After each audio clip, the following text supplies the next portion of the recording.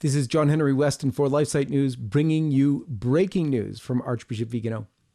In a new interview conducted over email with LifeSite, former U.S. Nuncio Archbishop Carlo Maria Viganò condemns Pope Francis's recent endorsement of homosexuality-promoting priest Father James Martin. He says, and I quote, "It is a suicidal gesture in which the leaders of the Church surrender unconditionally to the anti-Christic ideology of globalism and hand over the entire flock of Christ as a hostage to the enemy, abdicating the role as pastors and showing themselves for who they really are, mercenaries and traitors," end quote. "It is," said Archbishop Viganò, quote, "outrageous toward God, scandalous for the honor of the Church, and a matter of grave scandal for the faithful, and a desolating abandonment for priests and confessors that a voice can be given to a Jesuit," and he means there Father James Martin, "who bases his personal success not on the proper pastoral action seeking the conversion of individual homosexuals with respect to morality, but on the illusory promise of some change in Catholic doctrine that would legitimize people's sinful behavior," end quote.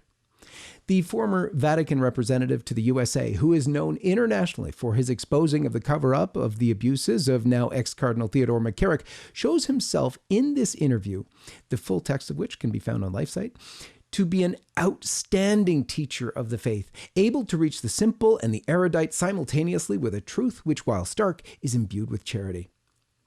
Explaining the teaching of the Church on the touchy subject of homosexuality, Archbishop Viganò said, and I quote, "The Church, faithful to the teaching of her head, is mother and not stepmother. She does not indulge her children's weaknesses and inclination to sin, but she admonishes them, exhorts them, and punishes them with medicinal sanctions in order to lead every soul to the purpose for which it has been created, and that is eternal beatitude," end quote.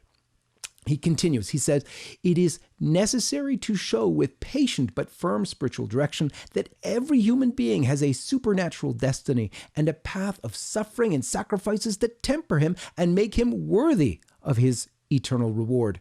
There is no resurrection without Calvary, no victory without a fight." He continued, he said, "This is true for every soul redeemed by our Lord, both the married person and the celibate, the priest and the lay person, the man and the woman, the child and the elder. The battle against one's own nature, corrupted by original sin, unites us all." The Archbishop explains that given different temptations, we all have to struggle. So for instance, he says the one who has money is tempted perhaps to steal. The one who is married must fight against the temptation not to be faithful to his or her spouse. The one who is supposed to be celibate must fight against temptations to purity. The one who has nice food against temptations to gluttony. He concludes saying, "Thus, with humility and trust in the grace of God, and having recourse to the intercession of the Immaculate Virgin, every person whom the Lord puts to the test, even in the painful situation of homosexuality, must understand that it is in the battle against sin that one conquers one's place in eternity." And while his words for those struggling with tendencies to sin were clear, firm, and loving, his commentary on the shepherds who would mislead the sheep was severe. Archbishop Viganò praised pastors who in charity use discipline to call wayward Catholics back to the truth by refusing them communion. He said, and I quote, "Pastors who are faithful to this call to deny communion," he said, were really doing what they should do, what they're called by Christ to do. But he actually named Cardinals Cupich, Tobin, Gregory, and their followers as being even more rebellious than the pro-abortion politicians that they would allow to receive communion. In fact, he said of them, naming them specifically, those cardinals, Cupich, Tobin, and Gregory, that they are, and their followers, that they are, quote, "unworthy of celebrating the holy sacrifice," meaning the sacrifice of the Mass.